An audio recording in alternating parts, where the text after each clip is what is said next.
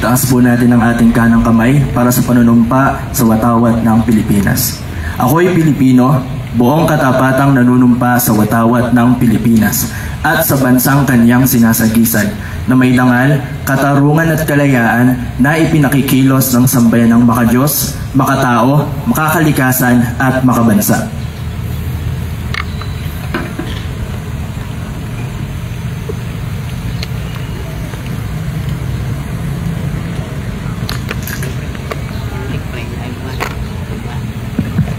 Itaas po natin na ating kanang kamay. Ako ay isang lingkod bayan. Pangangalagaan ko ang tiwalang ipinagkaloob ng mamamayan. Maglilingkod ako ng may malasakit, katapatan at kahusayan na walang kinikilingan. Magiging mabuting halimbawa ako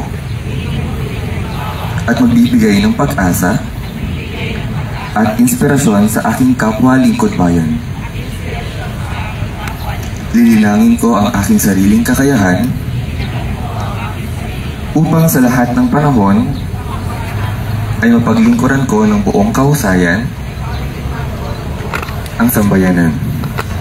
Hindi ako makikibahagi sa mga katiwalian sa pamahalaan.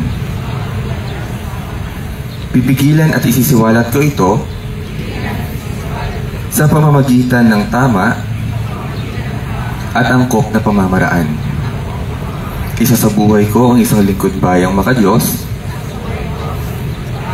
makatao, makakalikasan, at makabansa. Tutugon ako sa mga hamon ng makabagong panahon tungo sa atikain ng matatag, maginhawa, at panatag na buhay. Sa mga tungkulin at hangaring ito, kasihan nawa ako ng may kapal.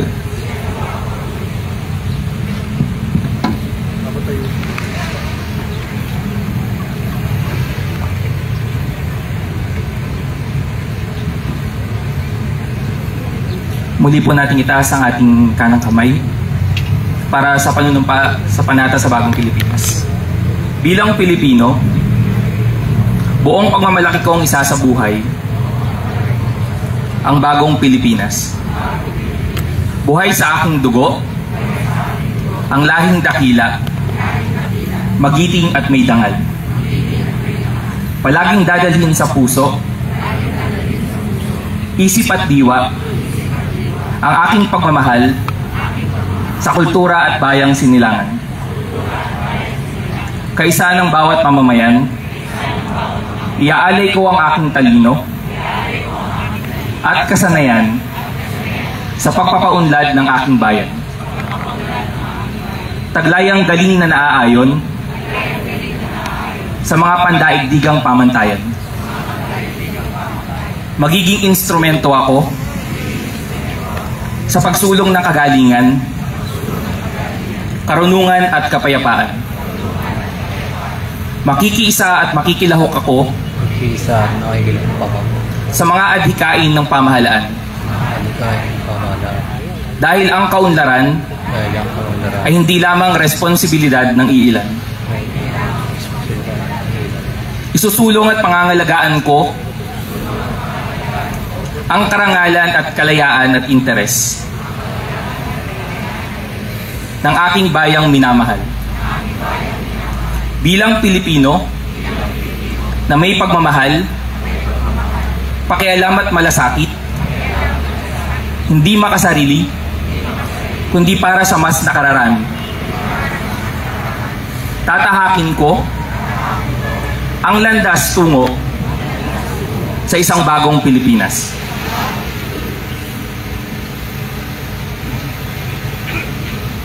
Now we are honored to hear a message from our beloved leader, a true advocate of public service and progress in our province. Please welcome the Provincial Governor of Nueva Ecija, Honorable Governor Aurelio M. Umali.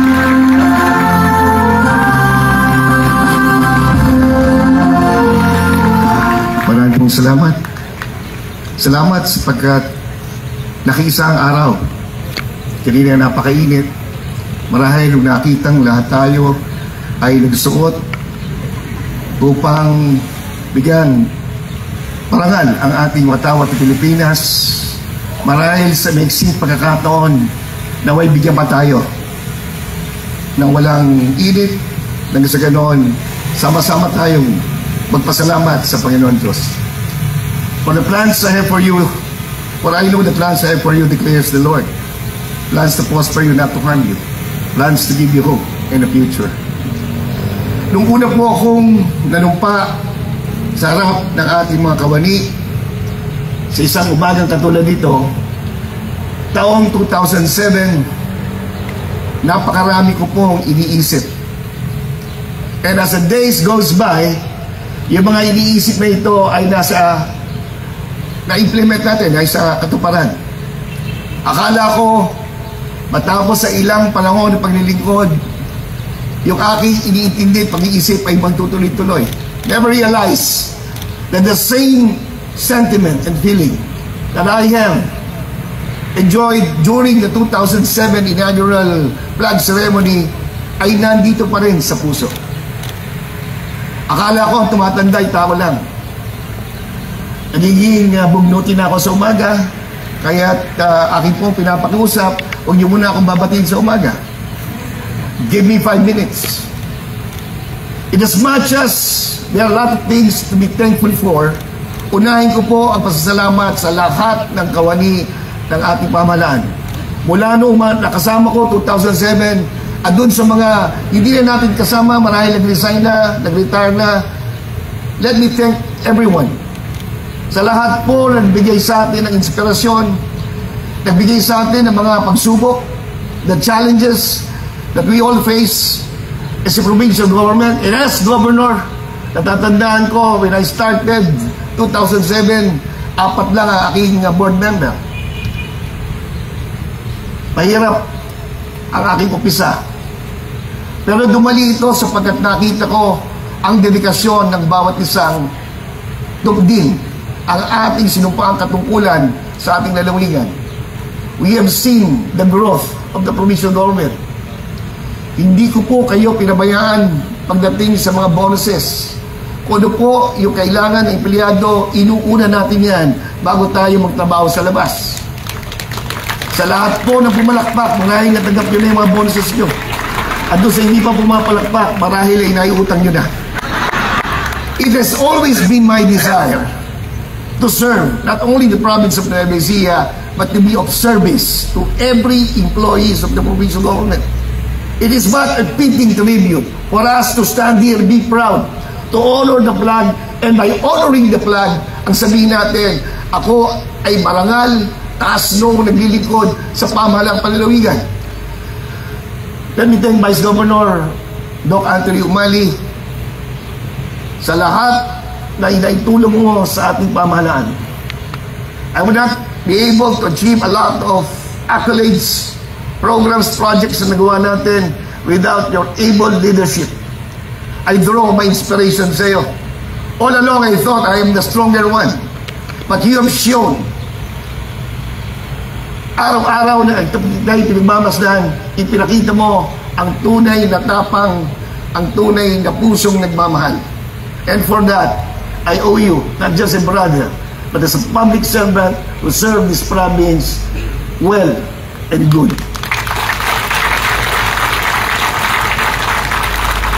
Sa akin namang nakakatandang kapatid, with emphasis, nakakatandang kapatid, the Vice Governor-elect Hill Raymond Matias Umali.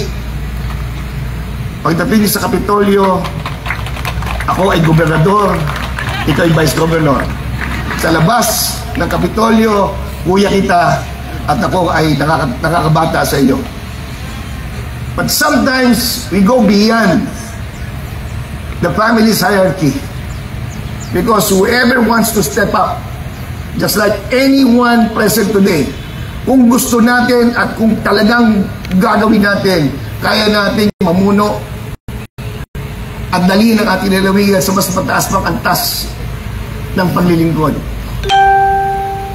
Mahina ako sa social media, but in the hearts of hearts, naniniwala ako na hindi kayang takpan kung ano sinimulan, kung ano nagawa, at ano pa ang gagawin. We will be the first LGU to put up an expressway na ngayon ay inumpisa na. With the able support of everyone from engineering, the planning, ang ating budget, treasury, at syempre sa mga palalawigan. And of course, ang ating assessor, we were able successfully ay in-expropriate natin yung 36 kilometers that will connect Tiplex to San Jose. Na ito po ay hindi lang makakatulong sa ating lalawigan, but it also create packets of economies. Noong sinasabi pa lang nila ay ginagawa na natin. Yung mga nangangako, ngayon ginagawa na natin. Because I felt betrayed when I was promised yung pong SILEX ay dapat tinapos yung 2018. Pinangako po sa atin, 2018 tapos na. Ngayon, 2025 na, hindi pa rin tapos. And in order to support yung pong the very first expressway that will traverse Nueva Ecija, kaya tayo nagkaroon ng bypass road sa Talavera. Anticipating yung pong magkakaroon ng bottleneck so that we'll be able to support the national agenda na magkaroon po ng expressway, inumpisahan natin. We expropriated more than 6 kilometers at ngayon po, from 2018 up to the present, ay nagagamit hindi lang po ng mga taga Nueva Ecija at doon dumadaan po sa lalawigan papuntang norte. We have able to do a lot. Kulang lang tayo sa mensahe. Kasi hindi naman po the true messaging ay yung pong ang sasabihin ng tao, kaganda ng proyekto. Maraming hindi nakakaalam na yung Talavera bypass ay gawa ng Kapitolyo. Maraming hindi nakakaalam na yung ating 22 kilometers bypass road from Cabiao to Peñaranda ay gawa ng Kapitolyo. Perhaps, tanungin ako, bakit mo ba ang gobernador ginawa ang bypass road dito mula Cabiao hanggang Peñaranda? Simple lang po. May isang pamilya magpapabinyag galing Cabiao, papuntang Gapan. Pagdating po ng Gapan, dahil sanggol pa, Father, pagdating po ng Gapan, ang sistihan ay grade 1 na. Sa haba po ng traffic, ay experience yung pong traffic na ito na inabot ako ng 3 oras mula Cabiao to Gapan. And that is why we were able to do something dahil nakinig tayo at naranasan natin ang paghihirap, kaya ating pong tinupad na magkaroon ng 22 plus kilometers. Ngayon po mula Cabiao to Peñaranda, matraffic pa, abuti ka lang ng 15 minutos o mas mababa pa. This I attribute to the vision that God has placed in our hearts and our minds. In unison, kung tayo po ay magkakaisa, in unison we can achieve more. At hindi po dyan matatapos sa ating pagawain, sapagkat ang ating pong pangarap na magkaroon ng very first township sa ating lalawigan ay inumpisa na natin. And perhaps within the year, we will be able to see yung pong rise of the township in the municipality of Talavera. Doon po ay magkakaroon po ng provincial terminal. Magkakaroon din po ng eskwelahan, venue place, hotel, at ililipat ko po ang isang opisina ng pamahalang palalawigan sa Talavera. Kasama rin po ang lalawigan ng Nueva Ecija ay magkakaroon din po ng isang mall. We will own the mall. At ang sagunan po, kung ninais ng Talavera maging syudad, hindi po mawawalan ang ating lalawigan ng share po natin sa real property tax sapagkat we are creating a new source of wealth. An economic enterprise that will be able to provide jobs and opportunities for everyone. Naniniwala ako magagawa ito. Sana po, samahan ninyo ako nang sa ganoon, sa aking huling termino bilang gobernador ng ating lalawigan, ay makita ko at maramdaman ang asenso na gagawin ng pamahalang palalawigan. I encourage everyone to step up. I encourage everyone to please bring your best effort so that we'll be able to achieve this goal not only for our province, ay para po sa bawat isang Novosiano. Ipakita natin na kaya natin. Ipakita natin na hindi tayo naniniwala na ang reliance sa real property tax is the only source. I for one do not agree with the real property tax. Kasi po ito ay galing sa feudal na sistema. I do believe the creation of new wealth that will provide better services and opportunity for us to serve lahat po ng mamamayan. Sa akin po mga kasama sa bagong pamunuan ng Sangguniang Panlalawigan, let me also acknowledge yung pong ating mga graduating board members. Kanina tinanong ko si Vice Gov, Doc Anthony, sabi niya ilang board member daw po ang graduate na at iba po ay magkakaroon siyempre ng ibang mga bagong kasama. Katulad ng dati, we will welcome them. Katulad ng dati, we will work with them.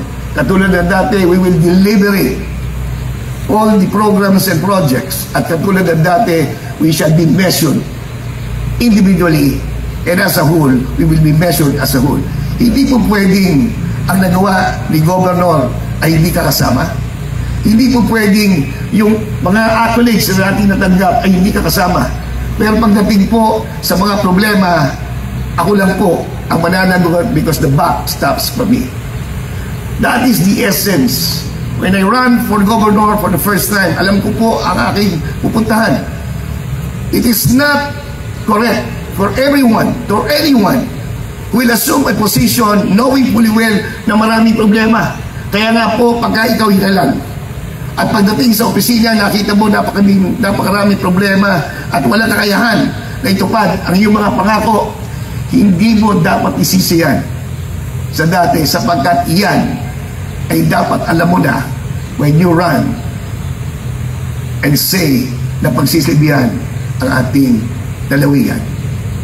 I have in many years together with all of you at sa ating po mga kawani na hindi na po natin kasama, nakita ko po ang napakaraming pagkakaiba ng bawat isa. Napakarami kong kwento, napakarami kong istoryang pwedeng bangitin. And all these things I will keep in my heart so that when the time comes na ako po ay may 20% discount na, yung mga napapaypay, kayo ay may 20% discount na, no? Ako next year pa. At sana makatanggap na rin ako ng senior citizen bonus na pinangako po halos lahat. Pero knowing fully well, hindi po ito natutupad. Sa ating pong ELJ College, nakita natin kung paano ipinakita sa mahabang panahon ng ating paglilingkod na binago ang buhay ng bawat isa. Bawat isang nangangarap na mahirap na nobosyano na bigyan ng pagkakataon. When I started as governor of the province of Nueva Ecija, wala pong permit ang ELJ. The courses that we are offering ay hindi po acknowledged ng CHED. Siguro nga, it was a divine providence that became governor. And I worked for it. Yung po mga nursing, kung matatandaan nyo, we offered the nursing courses, hindi po ito recognized. But true enough, by God's grace, we were able to transfer them, support them. At sila po yung mga nurses na. At ngayon po, lahat ng courses that we are offering ay approve po ng CHED. We work hard for it. At dahil dito, ang pangarap ng bawat magulang sa kanilang anak o pangarap ng isang anak para sa magulang at sa pamilya ay nagkakaroon ng katuparan.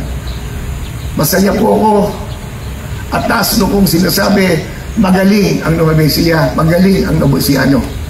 Kaya sana po magkaroon pa tayo ng maraming oportunidad. Let us provide opportunities for everyone so that each and every Novosiano we feel proud. Pag ako po ay napunta sa ibang lugar, kahit ako po ay sabihin natin hindi pinapaalam ang aking presensya, kakalabitin ako, gobernador, nandiyan ka pala. Kaya dahil dito, nag-iingat na po ako sapagkat kung saan pumunta, may nakakilala. At ang lagi sinasabi, salamat sa bigas.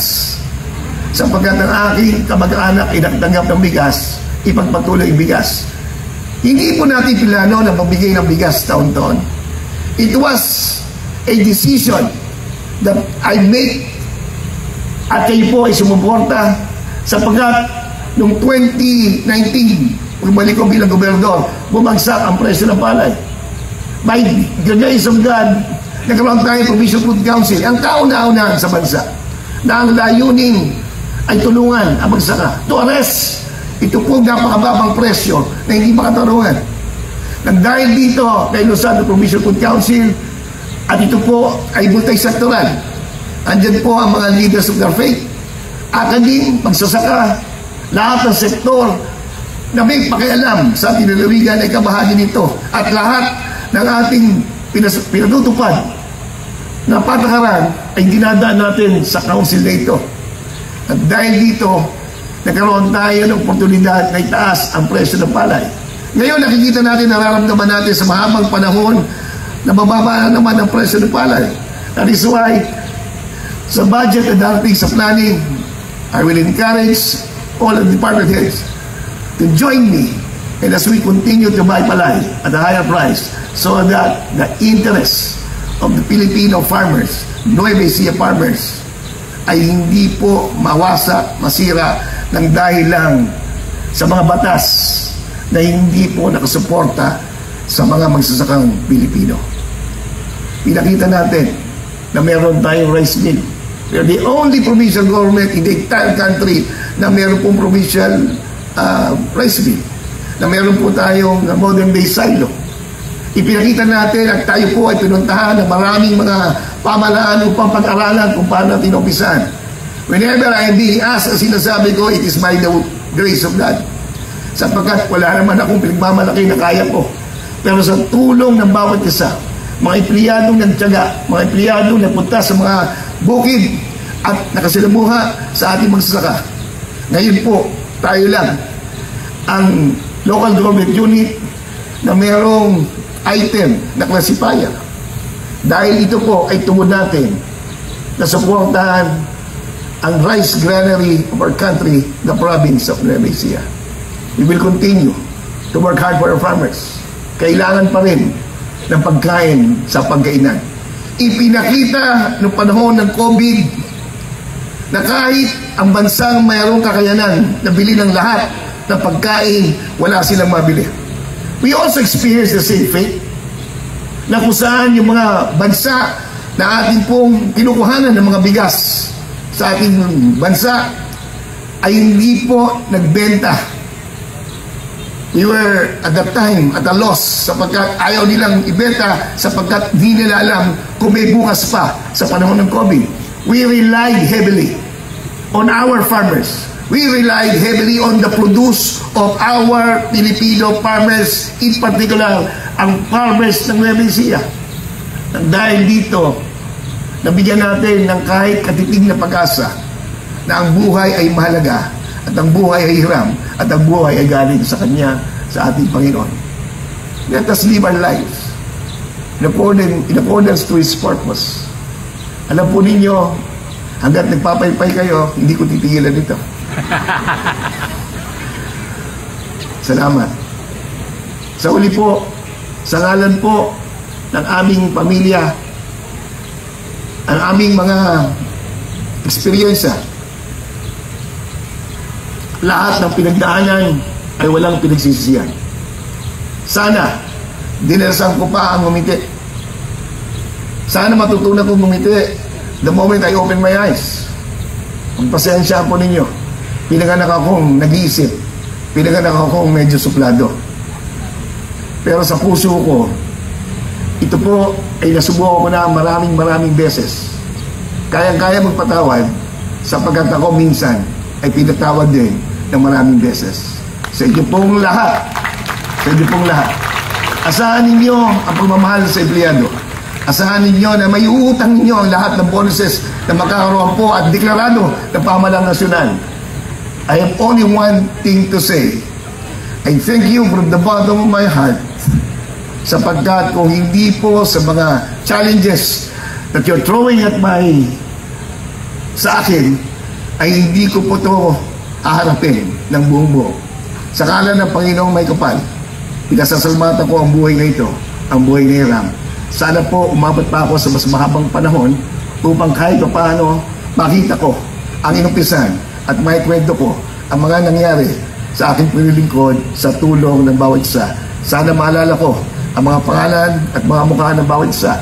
As I grow older, lumalabo na ang mata ko. Pero hindi po lumalabo ang puso ko at naiintindihan ko ang bawat pagmamahal na binibigay ninyo. Sa inyo po lahat, maraming salamat. Thank you very much, Honorable Governor Aurelio M. Mari, for that inspiring and meaningful message. We truly appreciate your continued support and leadership for the people of Nueva Ecija.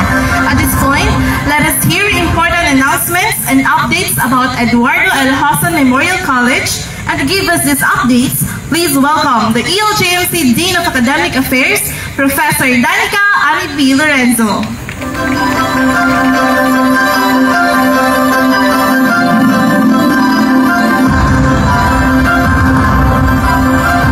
Magandang umaga po sa ating lahat. In behalf of our college president, Dr. Mariel P. Cruz, we would like to give our heartfelt gratitude to our Honorable Governor Aurelio M. Umali, Honorable Doc Anthony M. Umali, Ma'am Shalina D. Umali, Honorable Lemon Umali, our Sangguniang Pandalawigan board members, maraming salamat po. Our former provincial administrator, Attorney Alejandro Abisami, salamat sir sa lahat ng suporta. And of course, our current provincial administrator, Sir Julius Cesar San Pedro. It is with heartfelt gratitude to the Lord Almighty that we would like... Sorry sir, mali po. Yeah. It is with heartfelt gratitude that we humbly announce that ELJ Memorial College ranked number 7 in the national passing rate for the board examination or for the licensure examination for teachers last March 2025. Out of the 71 takers from the Bachelor of Secondary Education, 70 passed, ranking as 7th in the top performing schools in the national ranking with 92.41% rating. And for the Bachelor of Elementary Education, we were able to successfully get 21 out of 21 takers, securing 100% passing rate for the Bachelor of Elementary Education. It was also on March 2023 that our Bachelor of Elementary Education also ranked number 7 in the national passing rate for teachers. This success po is a joint effort not just of the ELJ community but of course the whole PGNE family. Sobrang nagpapasalamat po ang buong ELJ community sa lahat ng department heads na sumuporta sa lahat ng mga programa at activities ng ating paaralan. Maraming salamat po, and truly we are very thankful to our Honorable Governor. Maraming salamat po for being the godfather of ELJMC community. And again, we give back the highest glory and honor to our Lord Jesus Christ. Currently po, ELJMC is running its in-house let review until June 2025. So, yun po. Sa mga former students po, nakakilala nyo po, who will be taking the licensure examination for teachers, we are welcoming them po. Maraming salamat po.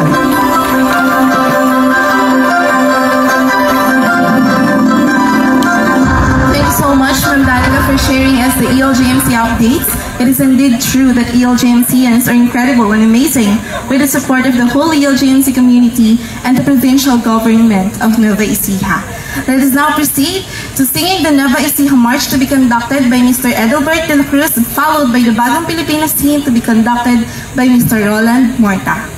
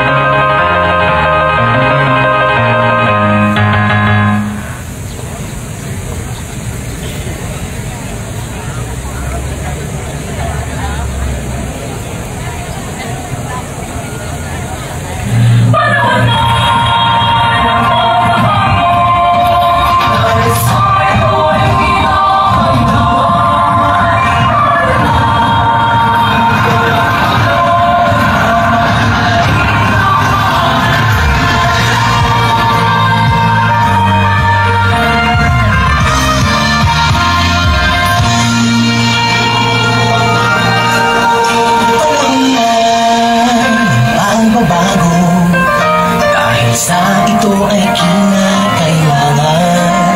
Tayo na tulong-tulong na ang mahal